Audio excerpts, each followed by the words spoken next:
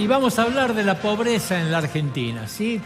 Que hace poquitos días hemos conocido los números de la pobreza, 39.2, la pobreza, ¿no es cierto?, dándole un porcentaje, 18.100.000 pobres, podemos decir, entre las criaturas de 0 a 14 años, estamos hablando de los peores guarismos, el 54% pobre, más de la mitad de la gente de esta edad, ¿no es cierto?, está sumida en la pobreza. Podemos decir que en los últimos 6 meses, 1 millón de pobres más. Todo esto son datos estadísticos de la encuesta permanente de hogares, pero basados siempre en una sola categoría, en los ingresos. Se mide la pobreza en función de los ingresos. Ahora, hay una pobreza que yo la enumeré en el título como la peor de las pobrezas y que tiene que ver con otros conceptos que también tienen que ver mucho con esto. Porque podemos decir, es la pobreza de los que no tienen agua.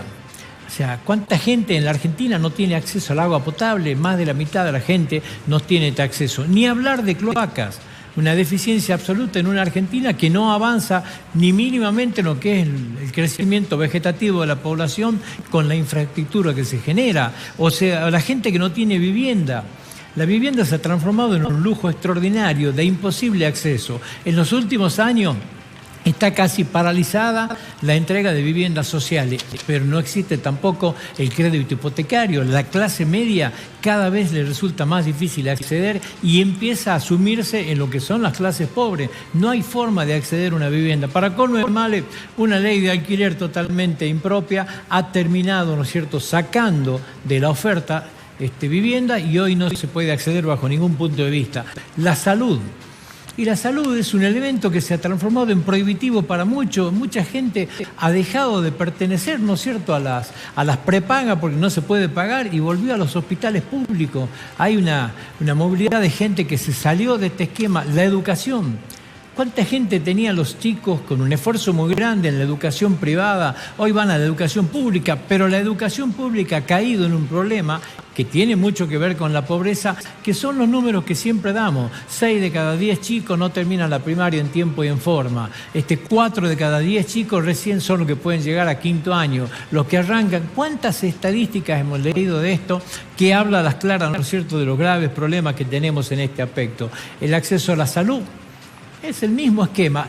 Todo esto habla de una pobreza que es una pobreza estructural, que no se mide en el esquema que estamos acostumbrados. Nosotros hablamos de la pobreza como es el tema de los ingresos. Siempre en política se habla de la movilidad social ascendente. Bueno, la República Argentina de un tiempo muy largo esta parte que viene en una movilidad social descendente.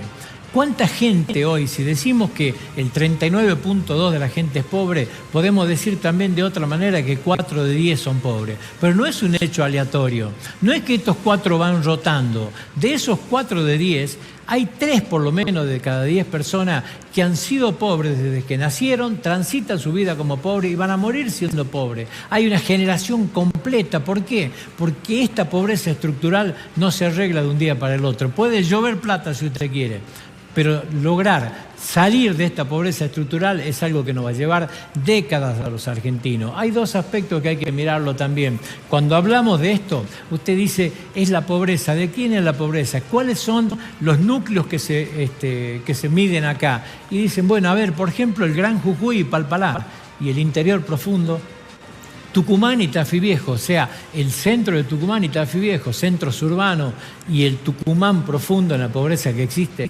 O sea, es dramática la situación de la pobreza. El número que medimos de por sí le da dramatismo, pero el análisis descontextualizado y desmenuzado de esto hace mucho más dramática y mucho más perdurable la pobreza en la Argentina. El otro tema, Sergio Massa ha perdido en un laberinto, decíamos, ¿no? Creo que nunca Sergio Massa soñó esto. Cuando logró llegar al Ministerio de Economía con toda la parafernalia de lo que armó para esta asunción, que parecía realmente la asunción de un presidente. Bueno, creo que jamás imaginó el escenario que le iba a tocar vivir en el primer trimestre del año 2023. Porque en este primer trimestre del año 2023 de repente apostaba a que el mes de abril la inflación tenga un 3 adelante. ¿Se acuerda de esta palabra? Bueno, lejos de tenerse un 3, tiene un 6 y hasta las posibilidades de un 7. Es muy difícil soslayar algo de esto en esta naturaleza. Pero de repente encontró la sequía.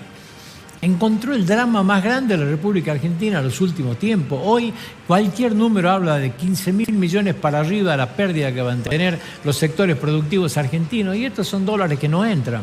Y encontró de repente una problemática con las importaciones donde inventó una serie de situaciones que lo único que hace es negar los dólares para importar a prácticamente todo el mundo. Pero esto empieza a generar en la industria un freno de mano.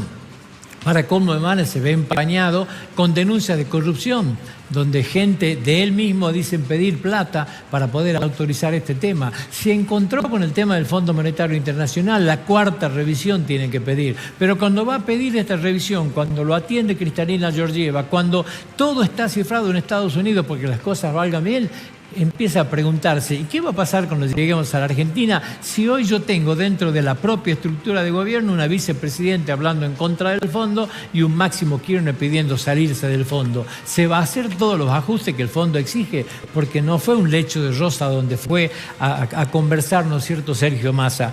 ¿Qué va a pasar con el tema del tipo de cambio? Hoy hay una cantidad de tipos de cambio. El lunes va a haber algunos anuncios para unificar otro. La realidad es que no hay margen de maniobra para este tema.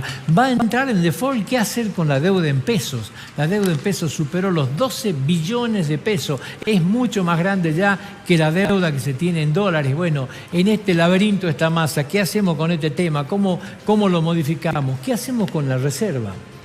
La sangría de reserva del Banco Central se ha dado día a día de una manera que se hace imparable. Hoy la reserva del Banco Central, dicen todos que sacando las cuestiones técnicas, si uno saca los DEC, los derechos especiales de giro, las reservas son negativas. Sergio Massa enfrenta hoy tal vez el peor de sus momentos políticos, porque si no logra revertir este barco, no es que no va a tener posibilidad en la elección, su vida política da la sensación de estar terminada. Es muy difícil pensar que un país con 100% de inflación, que un país con 40% de pobres pueda ganar una elección. En este marco y en este laberinto transita Sergio Massa.